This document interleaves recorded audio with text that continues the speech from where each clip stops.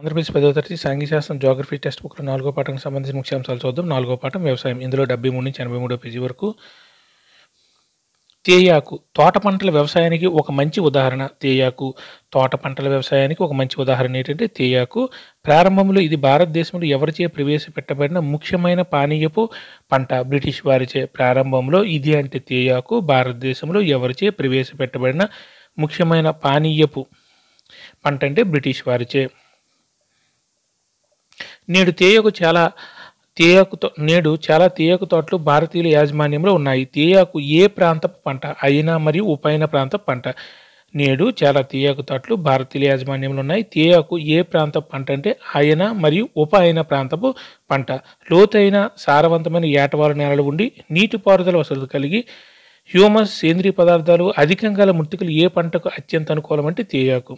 లోతైన సారవంతమైన ఏటవాల నేలలు ఉండి నీటిపారుదల వసతులు కలిగి హ్యూమస్ సేంద్రియ పదార్థాలు అధికంగా గల మృత్తికలు ఏ పంటకు అత్యంత అనుకూలం అంటే తేయాకు పంటకు. తేయాకు మొక్కలకు ఎటువంటి వాతావరణం అవసరం? ఏడాది పొడవునా వెచ్చని తేమతో కూడిన మంచు లేని వాతావరణం ఉండాలి. ఏడాది పొడవునా తరచుగా పడే వర్షపు జల్లులు ఆకుల నిరంతర పెరుగుదలకు తోడ్పడతాయి. తేయాకు మొక్కలకు ఎటువంటి వాతావరణం అవసరం అంటే ఏడాది పొడవునా వెచ్చని తేమతో కూడిన మంచు లేని వాతావరణం ఉండాలి. ఏడాది పొడవునా తరచుగా పడే వర్షపు జల్లులు ఆకుల నిరంతర పెరుగుదలకు తోడ్పడతాయి. తేయాకు ఏ పరిశ్రమ? శ్రమ సాంద్ర పరిశ్రమ. తేయాకు ఏ పరిశ్రమ అంటే శ్రమ సాంద్ర పరిశ్రమ. దేనికి సమృద్ధిగా చౌకగా లభించే నైపుణ్యం గల కార్మికులు అవసరం అంటే తేయాకు. దేనికి సమృద్ధిగా చౌకగా లభించే నైపుణ్యం గల కార్మికులు అవసరం అంటే తేయాకు. తేయాకును శుద్ధి చేసేటప్పుడు తాజాదనం కోల్పోకుండా ఉండడానికి ఎక్కడ శుభ్రపరుస్తారంటే తోటల్లోనే. తేయాకును శుద్ధి చేసేటప్పుడు తాజాదనం కోల్పోకుండా ఉండడానికి ఎక్కడ శుభ్రపరుస్తారంటే తోటల్లోనే శుభ్రపరుస్తారు. మన దేశంలో ప్రధానంగా ఏ రాష్ట్రాల్లో తేయాకును ఉత్పత్తి చేస్తాం? అస్సాం, డార్జిలింగ్ కొండలు, జల్పైగురి జిల్లాలు, పశ్చిమ బెంగాల్, తమిళనాడు మరియు కేరళ. వీటితో పాటు హిమాచల్ ప్రదేశ్, ఉత్తరాఖండ్, మేఘాలయ, ఆంధ్రప్రదేశ్ మరియు త్రిపుర రాష్ట్రాలు కూడా తేయాకును ఉత్పత్తి చేస్తున్నాయి. మన దేశంలో ప్రధానంగా ఏ రాష్ట్రాలు తేయాకును ఉత్పత్తి చేస్తారు? అస్సాం, డార్జిలింగ్ కొండలు, జల్పైగురి జిల్లాలు, పశ్చిమ బెంగాల్, తమిళనాడు మరియు కేరళ. వీటితో పాటు హిమాచల్ ప్రదేశ్, ఉత్తరాఖండ్, హిమాలయ, ఆంధ్రప్రదేశ్ మరియు త్రిపుర రాష్ట్రాలు కూడా తేయాకును ఉత్పత్తి చేస్తున్నాయి. 2018లో చైనా తర్వాత భారతదేశం తేయాకు ఉత్పత్తిలో ఎన్నో స్థానంలో ఉందంటే 2వ స్థానంలో. 2018లో చైనా తర్వాత భారతదేశం తేయాకు ఉత్పత్తిలో ఎన్నో స్థానంలో ఉందంటే 2వ స్థానంలో ఉంది. తర్వాత కాఫీ. ఎక్కడ ఉత్పత్తి అయ్యే కాఫీ నాణ్యత పరంగా ప్రపంచంలోనే ప్రసిద్ధి చెందింది? భారతదేశంలో. ఎక్కడ ఉత్పత్తి అయ్యే కాఫీ నాణ్యత పరంగా ప్రపంచంలోనే ప్రసిద్ధి చెందిందంటే భారతదేశంలో. ప్రారంభంలో ఎక్కడి నుండి తెచ్చిన అరబికా రకాన్ని దేశమంతా పండిస్తున్నారంటే యమన్. ప్రారంభంలో ఎక్కడి నుంచి తెచ్చిన అరబికా రకాన్ని దేశమంతా పండిస్తున్నారంటే యమన్. ఈ రకం కాఫీకి ప్రపంచవ్యాప్తంగా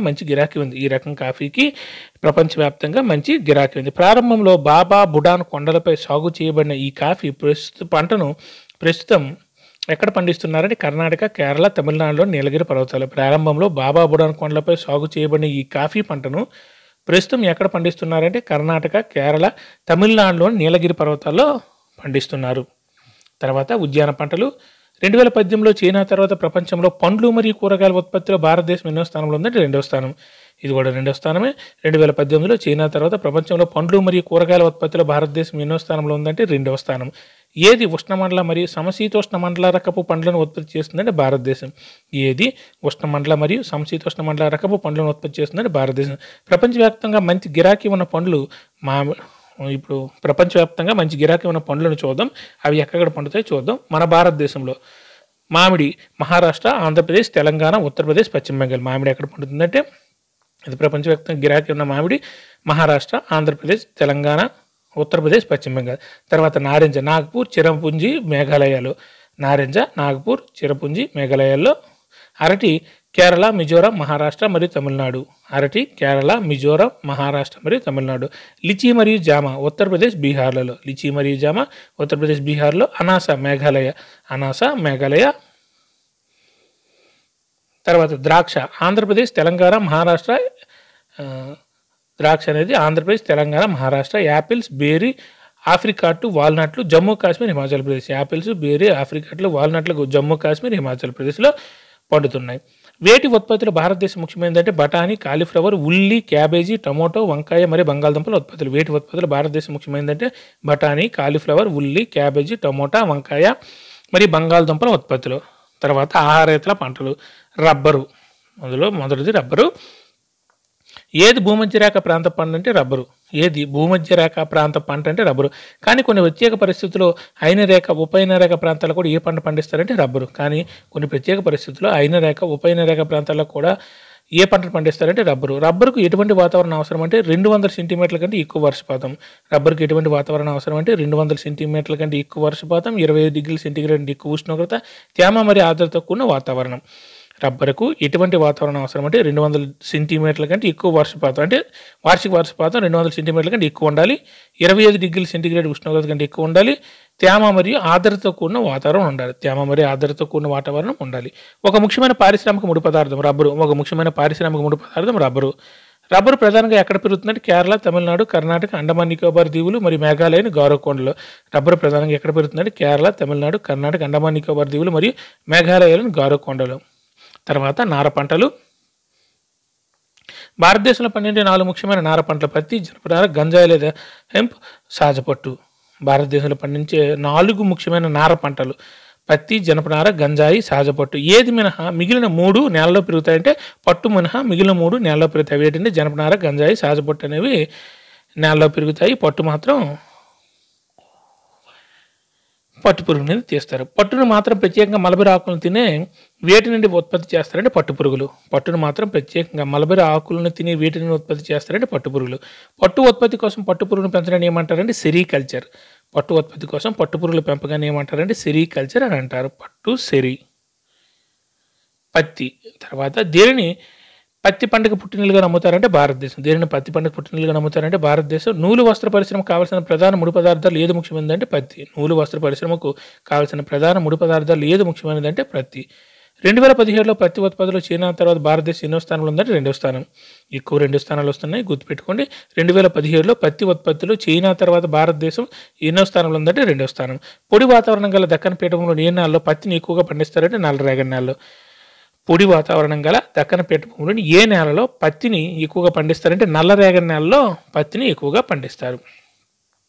పత్తి పంటకు అత్యంత అనుకూలం అధిక ఉష్ణోగ్రతలు, తక్కువ వర్షపాతం లేదా నీటిపారుదల, 210 రోజులు మంచు లేని వాతావరణం, ప్రకాశవంతమైన సూర్యరశ్మి. పత్తి పంటకు అత్యంత అనుకూలమైనది ఏంటంటే అధిక ఉష్ణోగ్రతలు, తక్కువ వర్షపాతం లేదా నీటిపారుదల, 210 రోజుల మంచు లేని వాతావరణం, ప్రకాశవంతమైన సూర్యరశ్మి. పత్తి ఎప్పుడు పండే పంట అంటే ఖరీఫ్లో. పత్తి ఎప్పుడు పండే పంట అంటే ఖరీఫ్లో. పత్తి పక్వానికి ఎంత సమయం పడుతుందంటే 6 నుంచి 8 నెలలు. పత్తి పక్వానికి ఎంత సమయం పడుతుందంటే 6 నుంచి 8 నెలలు. ప్రధానంగా పత్తిని ఉత్పత్తి చేసే రాష్ట్రాలు మహారాష్ట్ర, గుజరాత్, మధ్యప్రదేశ్, కర్ణాటక, ఆంధ్రప్రదేశ్, తెలంగాణ, తమిళనాడు, పంజాబ్, హర్యానా, ఉత్తరప్రదేశ్. ప్రధానంగా పత్తిని ఉత్పత్తి చేసే రాష్ట్రాలు అంటే మహారాష్ట్ర, గుజరాత్, మధ్యప్రదేశ్, కర్ణాటక, ఆంధ్రప్రదేశ్, తెలంగాణ, తమిళనాడు, పంజాబ్, హర్యానా, ఉత్తరప్రదేశ్. తర్వాత జనపనార. జనపనారని ఏమని కూడా అంటారంటే బంగారు పీచు లేదా గోల్డెన్ ఫైబర్. జనపనారని ఏమని కూడా అంటారంటే బంగారు పీచు లేదా గోల్డెన్ ఫైబర్. ప్రతి సంవత్సరం నేలలో పునరుద్ధరించబడే వరద మైదానంలో నీటిపారుదల సౌకర్యం ఉన్న సారవంతమైన నేలలో ఏది బాగా పండుతుందంటే జనుము. ప్రతి సంవత్సరం నేలలో పునరుద్ధరించబడే వరద మైదానంలోని నీటిపారుదల సౌకర్యం ఉన్న సారవంతమైన నేలలో ఏది బాగా పండుతుందంటే జనుము అనేది, అదే జనపనార, జనుము బాగా పండుతుంది. ఏ పంట పెరిగే సమయంలో అధిక ఉష్ణోగ్రతలు అవసరం అంటే జనుము. జనుము లేదా జనపనార. ఏ పంట పెరిగే సమయంలో అధిక ఉష్ణోగ్రతలు అవసరం అంటే జనుము. జనుము పండించే ముఖ్యమైన రాష్ట్రాలు పశ్చిమ బెంగాల్, బీహార్, అస్సాం, ఒరిస్సా, మేఘాలయ రాష్ట్రాలు. జనుము లేదా జనపనార పండించే ముఖ్యమైన రాష్ట్రాలు పశ్చిమ బెంగాల్, బీహార్, అస్సాం, ఒరిస్సా, మేఘాలయ రాష్ట్రాలు. ఏమి తయారీలో జనుమును ఉపయోగిస్తారంటే గోనె సంచులు, చేపలు, తాళ్ళు, దారం, తివాచీలు, ఇతర కళాఖండాలు. ఏమి తయారీలో జనుమును లేదా జనపనారను ఉపయోగిస్తారంటే గోనె సంచులు, చేపలు, తాళ్ళు, దారం, తివాచీలు, ఇతర కళాఖండాలు. దేని ధర ఎక్కువగా ఉండడం వల్ల దీని మార్కెట్ని సింథటిక్ దారాలు, ప్యాకింగ్ మెటీరియల్స్, ముఖ్యంగా నైలాన్ ఆక్రమించాయంటే జనుము. దేని ధర ఎక్కువగా ఉండడం వల్ల దీని మార్కెట్ని సింథటిక్ దారాలు, ప్యాకింగ్ మెటీరియల్స్, ముఖ్యంగా నైలాన్ ఆక్రమించాయంటే జనుము ధర ఎక్కువగా ఉండటం వల్ల. సాంకేతిక మరియు సంస్థాగత సంస్కరణలు. సాంకేతిక మరియు సంస్థాగత సంస్కరణలు. తగిన సాంకేతికత, సంస్థాగత మార్పులు లేకుండా భూమిని నిరంతరం వాడడం వల్ల దేని అభివృద్ధి కుంటుపడుతుందంటే వ్యవసాయ అభివృద్ధి. తగిన సాంకేతిక, సంస్థాగత మార్పులు లేకుండా భూమిని నిరంతరం వాడడం వల్ల దేని అభివృద్ధి కుంటుపడుతుంది వ్యవసాయ అభివృద్ధి. ఏ సౌకర్యాన్ని అభివృద్ధి చేసినప్పటికీ దేశంలోని చాలా ప్రాంతాల్లో రైతులు ఇప్పటికీ తమ వ్యవసాయాన్ని కొనసాగించడానికి ఋతుపవనాలు, నేల సహజసారంపై ఆధారపడి ఉన్నారంటే నీటిపారుదల. ఏ సౌకర్యాలను అభివృద్ధి చేసినప్పుడు దేశంలోని చాలా ప్రాంతాల్లో రైతులు ఇప్పటికీ తమ వ్యవసాయాన్ని కొనసాగించడానికి ఋతుపవనాలు, నేల సహజ సారంపై ఆధారపడి ఉన్నారంటే నీటిపారుదల. దేనికి ఇది తీవ్రమైన సవాలుగా మారిందంటే పెరుగుతున్న జనాభాకు. దేశ జనాభాలో ఎంత శాతానికి పైగా జీవనోపాధిని కల్పిస్తున్న వ్యవసాయంలో కొన్ని ముఖ్యమైన సాంకేతిక సంస్థాగత సంస్కరణలు అవసరం అంటే 60% పైగా. దేశ జనాభాలో ఎంత శాతానికి పైగా జీవనోపాధిని కల్పిస్తున్న వ్యవసాయంలో కొన్ని ముఖ్యమైన సాంకేతిక సంస్థాగత సంస్కరణలు అవసరం అంటే 60% పైగా. అందుకోసం స్వాతంత్రానంతరం దేశంలో ఏ సంస్థాగత సంస్కరణలు ప్రాధాన్యత ఇచ్చారంటే ఉమ్మడి వ్యవసాయం, భూ కమతాల ఏకీకరణ, సహకార సంఘాలు, జమీందారీ వ్యవస్థ రద్దు మొదలైనవి. అందుకోసం స్వాతంత్రానంతరం దేశంలో ఏ సంస్థాగత సంస్కరణలకు ప్రాధాన్యత ఇచ్చారంటే ఉమ్మడి వ్యవసాయం, భూ కమతాల ఏకీకరణ, సహకార సంఘాలు, జమీందారీ వ్యవస్థ రద్దు మొదలైనవి.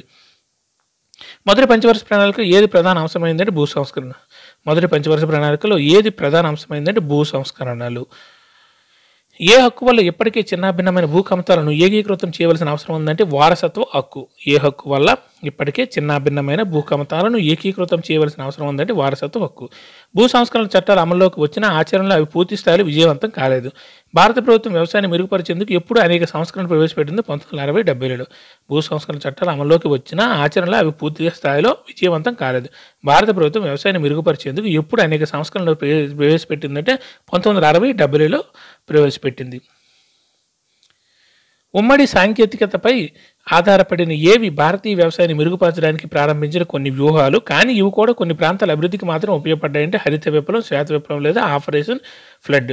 ఉమ్మడి సాంకేతికతపై ఆధారపడిన ఏవి భారతీయ వ్యవసాయాన్ని మెరుగుపరచడానికి ప్రారంభించిన కొన్ని వ్యూహాలు, కానీ ఇవి కూడా కొన్ని ప్రాంతాల అభివృద్ధికి మాత్రం ఉపయోగపడ్డాయంటే హరిత విప్లవం, శ్వేత విప్లవం లేదా ఆపరేషన్ ఫ్లడ్. అందువల్ల 1980లు 1990లలో సంస్థాగత మరియు సాంకేతిక సంస్కరణలు రెండింటిని కలిపి దేనిని ప్రారంభించారంటే సమగ్ర భూ అభివృద్ధి కార్యక్రమం. అందువల్ల 1980లు 1990లో సంస్థాగత మరియు సాంకేతిక సంస్కరణలు రెండింటిని కలిపి దేనిని ప్రారంభించారంటే సమగ్ర భూ అభివృద్ధి కార్యక్రమం.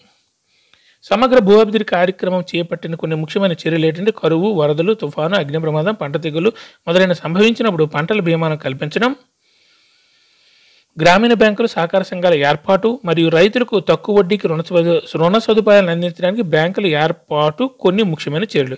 ఇక్కడ సమగ్ర భూ అభివృద్ధి కార్యక్రమం దీని ద్వారా చేపట్టబడిన కొన్ని ముఖ్యమైన చర్యలు ఏంటంటే కరువు, వరదలు, తుఫాను, అగ్ని ప్రమాదం, పంట తెగులు మొదలైన సంభవించినప్పుడు పంటల బీమాను కల్పించడం, గ్రామీణ బ్యాంకులు, సహకార సంఘాల ఏర్పాటు మరియు రైతులకు తక్కువ వడ్డీకి రుణ సదుపాయాలను అందించడానికి బ్యాంకుల ఏర్పాటు వంటి కొన్ని ముఖ్యమైన చర్యలు. భారత ప్రభుత్వం రైతుల ప్రయోజనం కోసం ఏ పథకాలను ప్రవేశపెట్టిందంటే కిసాన్ క్రెడిట్ కార్డ్ కేసీసీ, వ్యక్తిగత ప్రమాద బీమా పథకం పిఏఐఎస్. పిఐఎస్ అంటే వ్యక్తిగత బీమా పథకం, ఇంగ్లీష్లో పర్సనల్ యాక్సిడెంట్ ఇన్సూరెన్స్ స్కీమ్. భారత ప్రభుత్వం రైతుల ప్రయోజనం కోసం ఏ పథకాలను ప్రవేశపెట్టిందంటే Kisan credit card KCC, Kisan credit card, వ్యక్తిగత ప్రమాద బీమా పథకం PAIS personal accident insurance scheme. PAS అంటే పర్సనల్ యాక్సిడెంట్ ఇన్సూరెన్స్ స్కీమ్. అంతేకాకుండా రేడియో, టెలివిజన్లో రైతుల కోసం ప్రత్యేక వాతావరణ బులెటిన్లు, వ్యవసాయ కార్యక్రమాలను ప్రవేశపెట్టారు. రైతులపై సట్టా వ్యాపారులు, మధ్యవర్తుల దోపిడీని అరికట్టడానికి ప్రభుత్వం ముఖ్యమైన పంటలకు కనీస మద్దతు ధర, లాభదాయకంగా ఉండే సేకరణ ధరలను కూడా ప్రభుత్వం అనేది ప్రకటించింది. పై ఉన్నవే కాకుండా రేడియో, టెలివిజన్లో రైతుల కోసం ప్రత్యేక వాతావరణ బులెటిన్లు, వ్యవసాయ కార్యక్రమాలు ప్రవేశపెట్టారు. రైతులపై సట్టా వ్యాపారస్తులు, మధ్యవర్తుల దోపిడీని అరికట్టడానికి ప్రభుత్వం ముఖ్యమైన పంటలకు కనీస మద్దతు ధర, లాభదాయకంగా ఉండే సేకరణ ధరలను కూడా ప్రకటించింది. భూదాన్, గ్రామ్దాన్. మహాత్మా గాంధీ ఎవరిని ఒక ఆధ్యాత్మిక వారసుడిగా ప్రకటించారంటే వినోబా భావేను. సత్యాగ్రహంలో పాల్గొన్న ముఖ్యులు వినోబా భావే కూడా ఒకరు. మహాత్మా గాంధీ ఎవరిని తన ఆధ్యాత్మిక వారసుడిగా ప్రకటించారంటే వినోబా భావేను. సత్యాగ్రహంలో పాల్గొన్న ముఖ్యుల్లో వినోబా భావే కూడా ఒకరు. గాంధీ చెప్పిన ఏ భావనకు కట్టుబడిన వారిలో ఆయన ఒకరంటే గ్రామ స్వరాజ్య భావనకు. గాంధీ చెప్పిన ఏ భావనకు కట్టుబడిన వారిలో వినోబా భావే కూడా ఒకరంటే గ్రామ స్వరాజ్య భావనకు. గాంధీజీ మరణం తర్వాత ఆయన సందేశాన్ని దేశమంతటా తెలియజేసిన ఎవరు పాదయాత్ర చేపట్టారంటే వినోబా భావే. గాంధీజీ మరణం తర్వాత ఆయన సందేశాన్ని దేశమంతటా తెలియజేయడానికి ఎవరు పాదయాత్ర చేపట్టారంటే వినోబా భావే. ఒకసారి ఆయన ఎక్కడ ఉపన్యాసం చేస్తున్నప్పుడు, ఆయన అంటే ఇక్కడ వినోబా భావే ఉపన్యాసం చేస్తున్నప్పుడు కొంతమంది భూమి లేని పేదవారు తమ ఆర్థిక ఎదుగుదల కోసం కొంత భూమిని కోరారు. వినోబా భావే వెంటనే వారికి వాగ్దానం చేయలేకపోయారు. అయితే వారు సహకార వ్యవసాయం చేపడితే వారికి భూమిని సమకూర్చడం గురించి భారత ప్రభుత్వంతో మాట్లాడుతానని హామీ ఇచ్చారు. ఆంధ్రప్రదేశ్లోని పోచంపల్లిలో ఉపన్యాసం చేస్తున్నప్పుడు వినోబా భావే అకస్మాత్తుగా ఏ రైతు లేచి భూమి లేని 80 మంది గ్రామస్తులకు తన 80 ఎకరాల భూమిని పంచేందుకు ముందుకు వచ్చారంటే శ్రీరామచంద్రారెడ్డి అనే రైతు. అకస్మాత్తుగా ఏ రైతు లేచి భూమి లేని 80 మంది గ్రామస్తులకు తన 80 ఎకరాల భూమిని పంచేందుకు ముందుకు వచ్చారంటే శ్రీరామచంద్రారెడ్డి అనే రైతు. ఇలా చేయడాన్ని ఏమని పిలిచేవారంటే భూదాన్. ఇలా చేయడాన్ని ఏమని పిలిచేవారంటే భూదాన్ అని పిలిచేవారు. తర్వాత వినోబా భావే భారతదేశం అంతటా పర్యటించి తమ ఆలోచనను విస్తృతంగా ప్రచారం చేశారు. కొంతమంది జమీందారులు, చాలా గ్రామాల యజమానులు కొన్ని గ్రామాలను భూమి లేని వారికి పంపిణీ చేయడానికి ముందుకు వచ్చారు. దీనికి ఏమని పిలిచేవారంటే గ్రామదాన్. తర్వాత వినోబా భావే భారతదేశం అంతటా పర్యటించి తమ ఆలోచనలు విస్తృతంగా ప్రచారం చేశారు. కొంతమంది జమీందారులు, చాలా గ్రామాల యజమానులు కొన్ని గ్రామాలను భూమి లేని వారికి పంపిణీ చేయడానికి ముందుకు వచ్చారు. దీనిని ఏమని పిలిచేవారంటే గ్రామదాన్. ఏ చట్టం భయంతో చాలామంది భూ యజమానులు తమ భూమిలో కొంత భాగాన్ని పేద రైతులు ఇవ్వడానికి ఒప్పుకున్నారంటే భూ పరిమితి చట్టం. ఏ చట్టం భయంతో చాలామంది భూ యజమానులు తమ భూమిలో కొంత భాగాన్ని పేద రైతులు ఇవ్వడానికి ఒప్పుకున్నారంటే భూ పరిమితి చట్టం. వినోబా భావే ప్రారంభించిన ఈ భూదాన్ గ్రామదాన ఉద్యమాన్ని ఏమని కూడా అంటారంటే రక్తపాత రహిత విప్లవం. రక్తపాత రహిత విప్లవం ప్రారంభించింది ఎవరంటే వినోబా భావే. సింపుల్గా వినోబా భావే ప్రారంభించిన భూదాన్ గ్రామదాన ఉద్యమాన్ని ఏమని కూడా అంటారంటే రక్తపాత రహిత విప్లవం. బహుళ ఎంపిక ప్రశ్నలు. ఎక్కువ విస్తీర్ణంలో ఒకే రకమైన పంట పండించడానికి కింది వాటిలో ఏ పేరుతో పిలుస్తారంటే తోట పంటల సాగు. ఎక్కువ విస్తీర్ణంలో ఒకే రకమైన పంట పండించడానికి కింది వాటిలో ఏ పేరుతో పిలుస్తారంటే తోట పంటల సాగు. కింది వాటిలో రబీ పంట ఏది? శనగలు. మిగిలిన ఖరీఫ్ పంటలు. కింది వాటిలో రబీ పంట ఏంటంటే శనగలు. క్రింది వాటిలో లెగ్యుమినసీ రకం పంట ఏదంటే పప్పు ధాన్యాలు. లెగ్యుమినసీ రకం పంట ఏంటంటే పప్పు ధాన్యాలు. Correct answer A. 5 దాంట్లో correct answer B. Thank you.